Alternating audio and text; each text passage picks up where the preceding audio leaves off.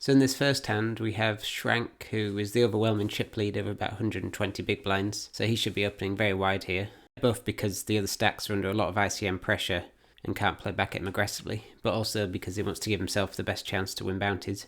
And it folds to Pads in the small blind, who has a clear shove for 13 big blinds against this loose range. And when it gets back to Shrank, he just snap folds. Now this seems like a big mistake to at least not consider calling here. You can see that the mystery bounty dollar value is about $2,500, and if we look at the payouts, that's about as much as the next couple of pay jumps.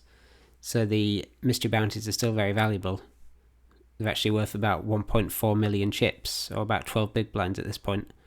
So he needs to call about 1.3 million to win a pot that would effectively be worth about 4.7 million. So he only needs about 28% equity, and with his huge stack, he can afford to gamble wide here and chase bounties. So if we give Pads a tight range and assume he just shoves kings and aces, which I think he probably would do in a bounty tournament with this short stack, then Jack 10 offsuit has about 32% against this tight range, so comfortably good enough to call. We can see even the trashiest hands he might open, like ace deuce offsuit, just about good enough. So he should probably be calling his whole range here. And we're still six-handed, and Shrank still has a massive chip lead, so he should still be opening wide.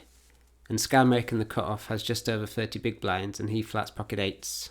His range should be quite strong here, because with ICM he doesn't want to just run it with hands like nines or ace jack suited. He may also have the occasional trap here, hoping that there's a shove behind and Shrank ISO jams. And now Pads in the small blind, who's comfortable with the shortest stack, he effectively jams his 8 big blinds with pocket sixes. And at first this might seem like a mistake because he's got no fold equity and his hand performs quite poorly against a tight button range, which is going to have a lot of sevens through jacks. However, with the mystery bounty still worth $2,500, the big stack might jam quite a loose range to isolate the short stack here, and that'll include hands like smaller pairs, suited wheel aces that we dominate, and also hands that we flip against where there's going to be some dead money in the pot. And Pads is also the shortest stack by quite a long way, and on a bounty final table we're more incentivized to try and chip up and cover the other players, so I think it's worth the gamble here. I don't think that he would have taken this spot in a vanilla tournament because both ranges would be slightly tighter and we're less likely to get that protection from the big stack because he would just rejam quite a tight range, and then we would be all in against the buttons tight range quite often.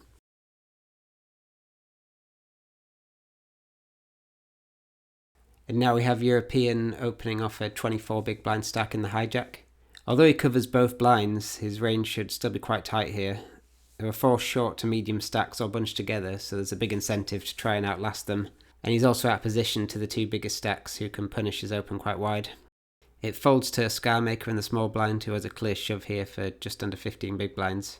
And now back on European facing this jam. He needs to call just over 2 million for a pot that with the extra bounty equity would be worth about 6.4 million. So he'd need about 31% equity. However, with ICM considerations, he wants more than that, maybe around 35%. Given that our opening range is quite tight, it's reasonable to assume that the small blind shoving range will also be tight.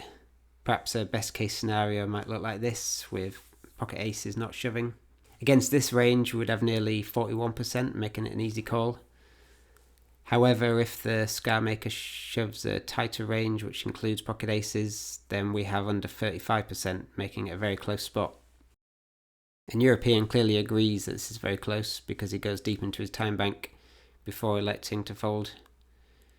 He decided that Skalmaker's range was probably on the tighter side, and he may also have felt that he had a good edge on the table, so a reasonable fold.